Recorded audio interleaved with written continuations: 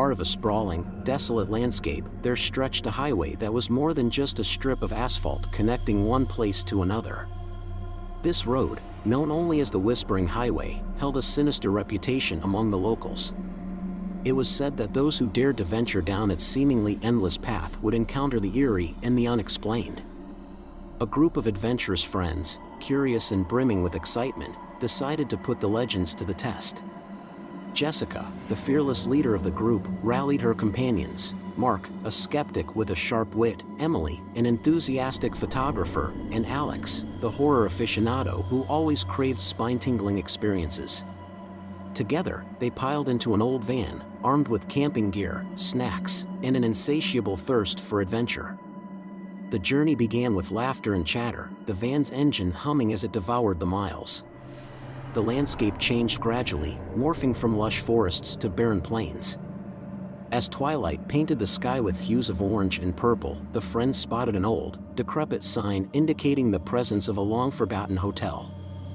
Drawn by a mix of curiosity and the need for rest, they decided to veer off the highway and follow the dilapidated road leading to the haunted Highway Hotel. The building stood as a shadowy silhouette against the darkening sky, its windows shattered, and its walls weathered by years of neglect. As they stepped inside, the air grew heavy with a palpable sense of foreboding. The lobby was frozen in time, the faded wallpaper and dusty furniture evoking memories of grandeur long past. The reception desk was adorned with a ledger, its pages filled with names and dates that seemed to stretch back decades. The entries, however, abruptly ended on a certain date, leaving the friends with an unsettling feeling. Ignoring the unease settling in their stomachs, they explored the hotel's corridors. Flickering lights cast dancing shadows on the walls, and distant whispers seemed to float on the air. Emily's camera captured inexplicable orbs of light, and Mark dismissed them as mere tricks of the light, trying to maintain his skepticism. As night fell, a bone-chilling wind howled through the corridors, extinguishing the candles they had lit. Footsteps echoed in empty hallways, and doors creaked open and shut of their own accord. The friends huddled together, their bravado giving way to genuine fear. But it was Alex who noticed something truly disturbing.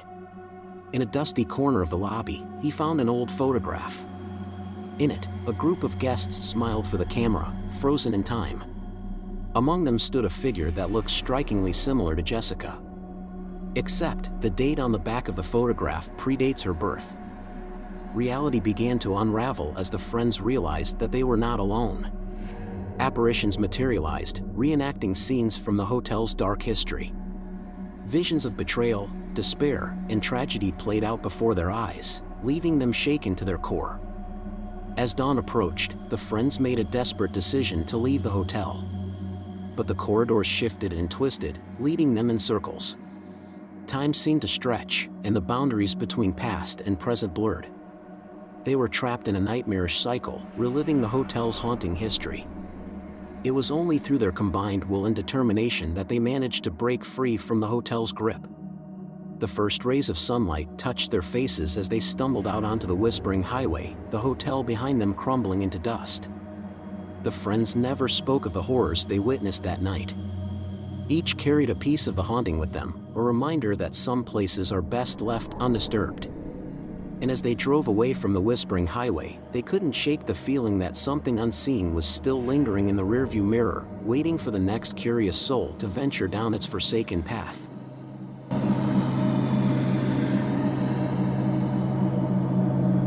The sun was setting as the Johnson family set out on their much-anticipated road trip through the vast desert.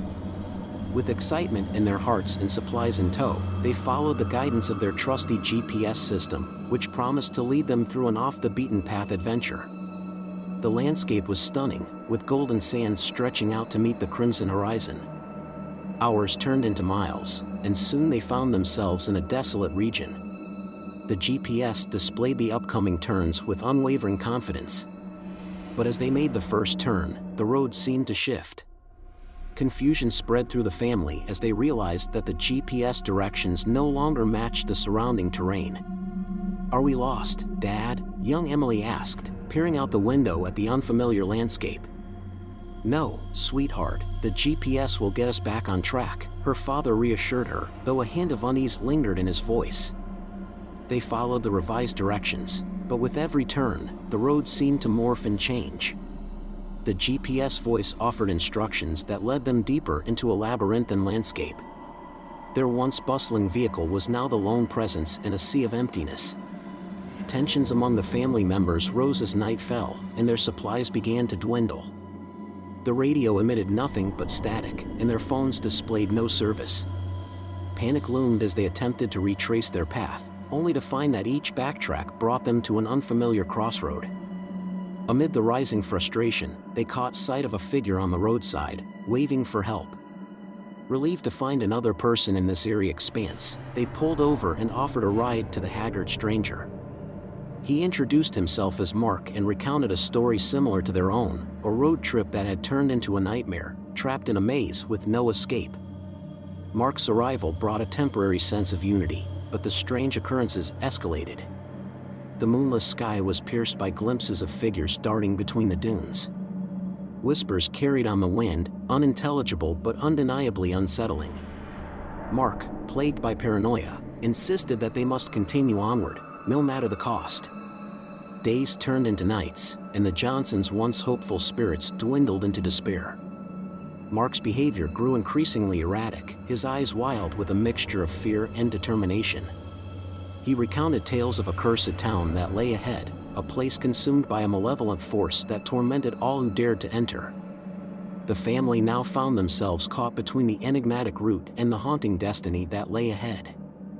As the vanishing route led them closer to the cursed town, they discovered remnants of past travelers, abandoned cars, and skeletal remains. A sense of impending doom weighed heavily upon them, and the realization struck that they might never escape this desolation. The climactic moment arrived when they entered the town shrouded in darkness. Shadows danced along the dilapidated buildings, and an otherworldly silence filled the air. Mark's voice trembled as he revealed the town's grim history, a place cursed by an ancient ritual gone awry, its inhabitants trapped in an eternal loop of torment. With each step, the family experienced visions of the past, witnessing the town's gruesome fate. They saw how the curse had distorted reality, bending time and space. Determined to break free, they embarked on a treacherous journey to reverse the curse and escape the vanishing route. Guided by their unyielding bond, the family pieced together the ritual's dark components, delving into forbidden knowledge to undo the curse's power. Facing their deepest fears and confronting the town's malevolent spirits, they fought to mend the rift between worlds. In a heart-pounding climax, they triggered a chain reaction that shattered the curse's grip. The town disintegrated into dust, and the vanishing route began to stabilize. With a final surge of determination, they navigated the last twists and turns, breaking free from the clutches of the desert's malevolent enchantment. Emerging on the other side, they found themselves on a real highway, surrounded by familiar landscapes. Exhausted but victorious, they realized they had not only escaped the vanishing route but had also freed countless souls from the cursed town's torment. As they continued their journey, the Johnson family carried with them the memory of their harrowing experience. The desert's secrets remained buried beneath the sands, a testament to the resilience of the human spirit and the enduring power of hope in the face of the unknown.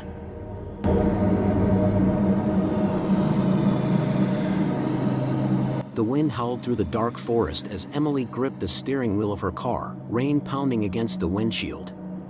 She was driving alone on a desolate stretch of road, surrounded by towering trees that seemed to close in around her. She glanced at her phone, which showed no signal. With a sigh, she adjusted the radio, hoping for some distraction from the eerie atmosphere. As she continued down the road, Emily saw a figure ahead, standing by the side of the road with their thumb out. Reluctantly, she slowed down and pulled over. The figure stepped into the dim glow of her headlights, revealing a disheveled man with wild eyes. He was drenched from the rain, his clothes clinging to his body. "Need a ride?" Emily asked, her voice cautious. The man nodded, his gaze never leaving her. "Thank you," he replied, his voice trembling. Emily unlocked the passenger door, and the man climbed in, leaving a trail of rainwater on the seat. He seemed restless, constantly glancing out the window as if searching for something. Emily tried to strike up a conversation, but he remained mostly silent, only giving short, vague answers. As they drove on, Emily couldn't shake the feeling that something was off about the man. She stole glances at him, noticing how his gaze seemed to shift between her and the road ahead, as if he was seeing something she couldn't. "You all right?" she finally asked, her unease growing. He turned to her, his eyes wide with fear. "You shouldn't have picked me up," he whispered, his voice quivering. "What do you mean?" Emily's heart raced. "There's something out here," he said, his voice barely audible. "A curse. A vengeful spirit that preys on those who dare to stop." Emily's grip on the steering wheel tightened. "You can't be serious." But as they continued down the road, strange things began to happen. The car's headlights flickered, casting eerie shadows on the trees. Emily's phone suddenly lit up with a notification, but when she glanced at it, the screen was blank. The man beside her muttered under his breath, his eyes darting around. "Look, I don't know what's going on, but I can't keep driving like this," Emily said, her voice shaking. "We have to keep moving," the man insisted. "If you stop, it'll get us." Suddenly, a figure appeared in the middle of the road ahead. Emily slammed on the brakes, her heart pounding. The figure was a woman, her pale dress billowing in the wind. She stared at them with hollow eyes, a sinister smile curling her lips. "No!" the man yelled. "Don't look at her!" But it was too late. Emily's eyes met the woman's gaze, and a wave of terror washed over her. The car's engine sputtered and died, leaving them in darkness. "We have to get out of here," the man shouted, flinging open the door and bolting into the trees. Terrified, Emily followed him, the forest closing in around her. Branches clawed at her skin, and the distant sound of whispers filled the air. She stumbled upon a clearing, where the man stood, his eyes fixed on the woman in the dress, who now stood at the edge of the trees. "We can't escape her," he said, his voice resigned. "She's always here, waiting for the next victim." Emily's mind raced. She couldn't accept that they were trapped by some vengeful spirit. With a surge of determination, she turned away from the woman and faced the man. "We have to fight back," she declared. "We can't let fear control us." Together, they gathered fallen branches and fashioned makeshift weapons. As the woman approached, her laughter echoing through the air, Emily and the man charged at her, shouting and swinging their weapons.